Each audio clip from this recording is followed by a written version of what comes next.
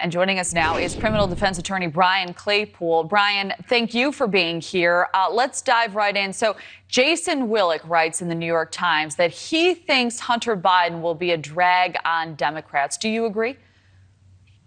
Hey, Kelly, great to see you again. I think he's going to be a drag from the standpoint of he is getting preferential treatment. The optics aren't good for President Biden. Why? Because this plea deal that Hunter Biden got is a birthday gift. It's not the type of plea deal, Kelly, that you or I or others in this community would get. And I think that's going to hamper President Biden this election. It's not so much that there's evidence right now tying President Biden to Hunter Biden's dealings.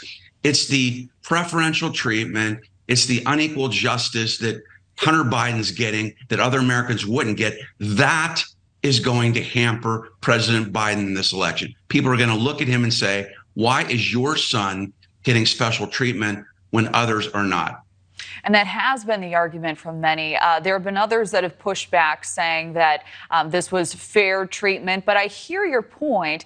And to your point, what do you think, Brian, Democrats need to do to put the focus back on President Biden and not his son moving forward?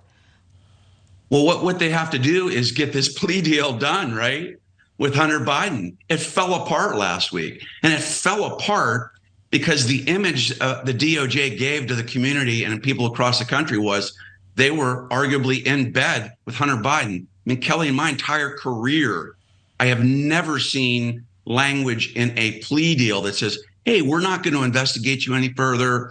We're not going to charge you for any further crimes. That arguably is unconstitutional.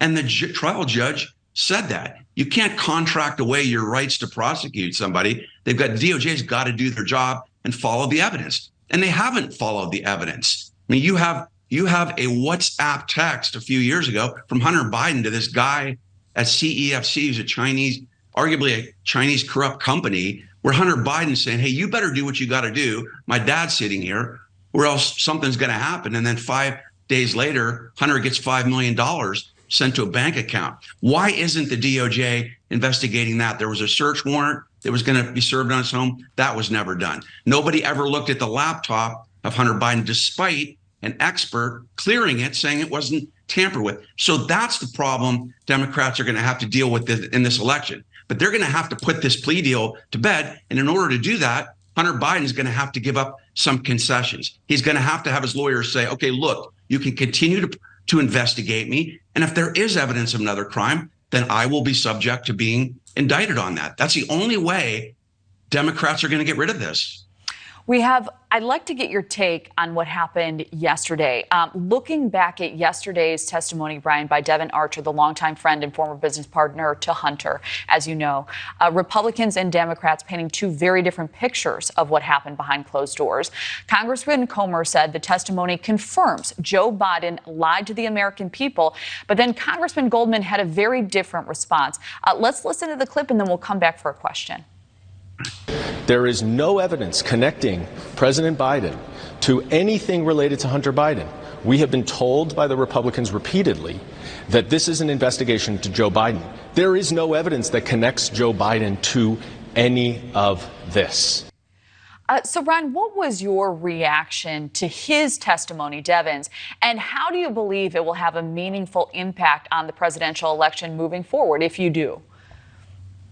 Yeah, Kelly, there's an old adage as a trial lawyer that you never call a witness or ask a question of a witness unless you know the answer. I'm sure you've heard that before, right? Well, look at what the Republicans did here. They called Devin Archer, and he really didn't give them anything to work with. And in fact, I believe his testimony actually helped the Democrats here and actually helped President Biden. It's one thing to say, oh, Hunter Biden was given the illusion, right? Quote, the illusion that his dad was helping with his brand.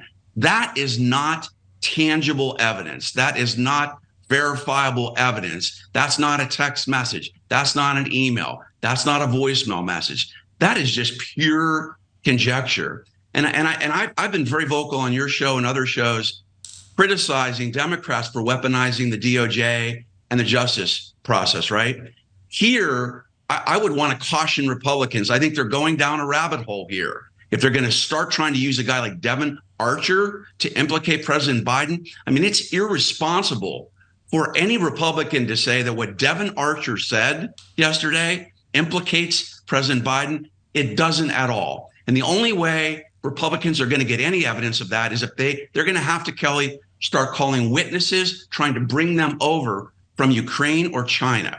You're going to have people who have had direct discussions with Hunter Biden come in and testify. That's the only way you might get some evidence.